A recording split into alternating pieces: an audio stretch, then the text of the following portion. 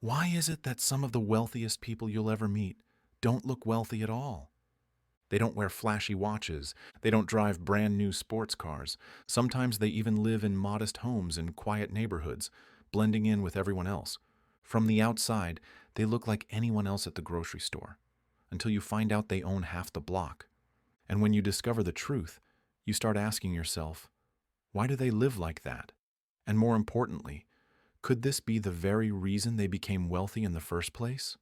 Today, we're diving into the untold truth about why millionaires often look broke until they're not.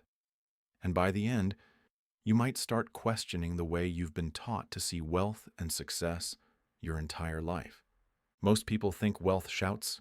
They think it's about big houses, shiny cars, luxury brands, and public displays of success. But in reality, for many self-made millionaires, wealth whispers. It hides in plain sight. It shows up not in what they spend, but in what they keep. Think about Warren Buffett, one of the richest men alive, still living in the same house he bought in 1958.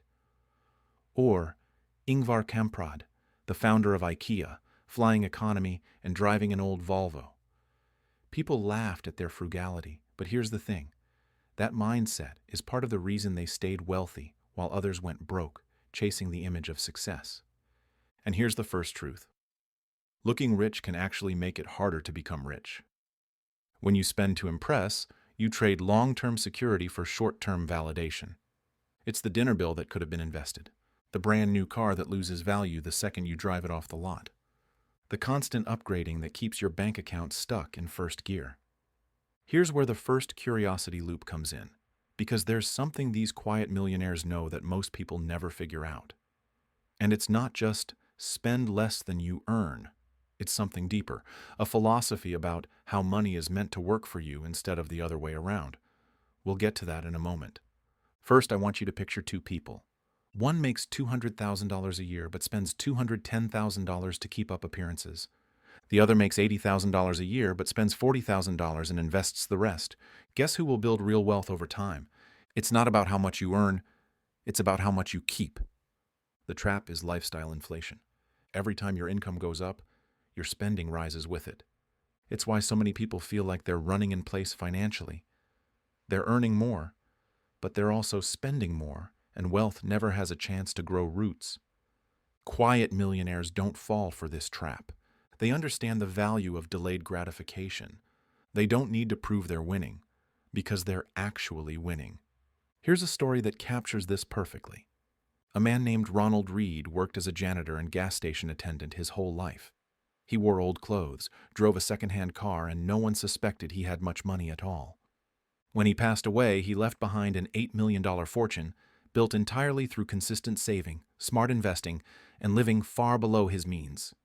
People were shocked, but Ronald never cared about looking rich.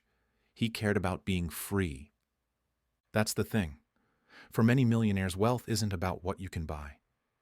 It's about what you can choose. The freedom to walk away from a toxic job, the ability to take time off without worrying about bills, the peace of mind that comes from knowing you're prepared for whatever life throws your way. Now, remember that deeper philosophy I mentioned earlier? Here it is. Quiet millionaires treat money like a soldier. Every dollar they earn is sent out into the world with a mission, to bring back more dollars. If you spend those soldiers on luxuries too soon, they can't go to work for you. But if you deploy them wisely into investments, skills, and assets, they multiply over time. This is why so many millionaires delay the obvious signs of wealth. They're building armies first, castles later. But here's another twist. Sometimes, looking broke is also a form of protection. In a world obsessed with appearances, showing wealth can attract envy, scams, or unwanted attention. Some millionaires stay low profile simply because it lets them live in peace. They can go about their day without people asking for handouts or pitching once-in-a-lifetime business ideas. It's the opposite of what social media teaches, that success must be broadcasted. Quiet millionaires know that privacy is a luxury worth keeping. Here's the transition to the next truth. This way of thinking isn't just for millionaires. Anyone can adopt it, starting right now, and it doesn't require huge income or special connections. The first step is redefining what rich means to you. If your definition is tied to things, you'll always need more things to feel wealthy. But if your definition is tied to freedom, security, and time, you can start building wealth from the moment you decide to change your priorities. The second step is to break the cycle of lifestyle inflation. Every time your income rises, keep your expenses steady and invest the difference. Over time, those small differences add up to life-changing amounts. The third step is patience. Building wealth quietly isn't glamorous in the beginning. There's no applause for driving the same car for 10 years. No one congratulates you for skipping the latest tech gadget. But one day, years down the line, you'll look around and realize you've built something no one can take away. And maybe then, if you want, you can buy that luxury car or that dream home. Not because you need to prove anything, but because you've earned it, and it won't cost you your future. So why do millionaires look broke until they're not? Because they understand the difference between being rich and looking rich. They know that true wealth is built quietly, in the shadows of discipline, patience, and long-term thinking. And here's the final insight. The real flex isn't in showing off what you have. It's in knowing you could, but choosing not to. If you want more stories like this, the ones that challenge what you've been taught about success, subscribe to Wake Up and Conquer, and start building the life you're meant to live.